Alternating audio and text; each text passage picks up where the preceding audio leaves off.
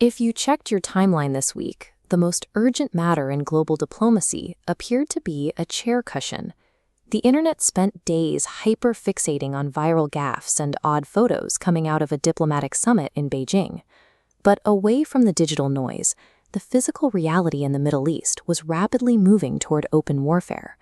Citing breaches in a fragile U.S. agreement, the Iranian military officially shut down the Strait of Hormuz, turning away commercial tankers and launching attack drones.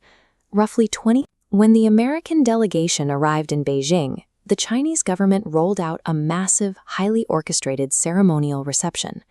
It was a hyper-calculated display of pageantry designed to manage a status-driven American president. During a stroll through the Imperial Gardens, Xi Jinping promised to send rose seeds to the White House. This casual gesture of flower diplomacy immediately fueled thousands of posts debating national security threats and Trojan horse conspiracies. Then came Cushingate. The removal of a chair backrest at a state banquet made the U.S. president appear shorter than his counterpart. This minor detail triggered hours of intense, often ridiculous internet psychoanalysis. The notebook snoop incident followed, with social media users sharing footage of the president craning his neck to read private Chinese notes at the dinner table. The rest of the delegation kept the timeline busy. A senator was photographed staring at an ornate ceiling in a tech tracksuit, while a tech billionaire's 6-year-old son became the most talked-about guest at the state banquet. The Chinese establishment effectively neutralized diplomatic pressure through flattery. They offered the internet a buffet of aesthetic distractions while avoiding any meaningful policy deliverables. While the internet debated cushions and tracksuits, the ceasefire in the Middle East was failing.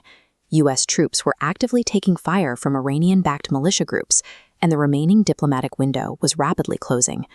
Nearly 500 ships are trapped in the Persian Gulf. They sit idle in mined waters, cutting off a fifth of the world's crude oil supply. Facing a crisis that could destabilize the global economy, the commander-in-chief spent his time in Beijing posting an online poll mocking the spelling of his political opponents.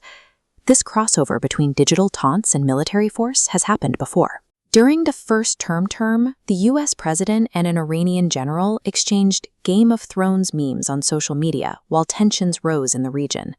That digital escalation eventually transitioned into a physical strike. After the general mocked the president as a gambler, the U.S. National Security Cabinet directed a drone strike to kill him right here at the Baghdad airport. The assassination led to massive mourning and a cycle of retaliation that still defines the current conflict. It was a tangible human cost emerging from a war of digital rhetoric. The language of international diplomacy has adopted the language of the internet. It has become a tool to bury lethal consequences deep under the surface of viral engagement and algorithms. The Beijing summit concluded with no significant breakthroughs on trade or Iran, but it succeeded in capturing the global attention economy. Algorithms assign the same weight to a viral outfit as a collapsing ceasefire.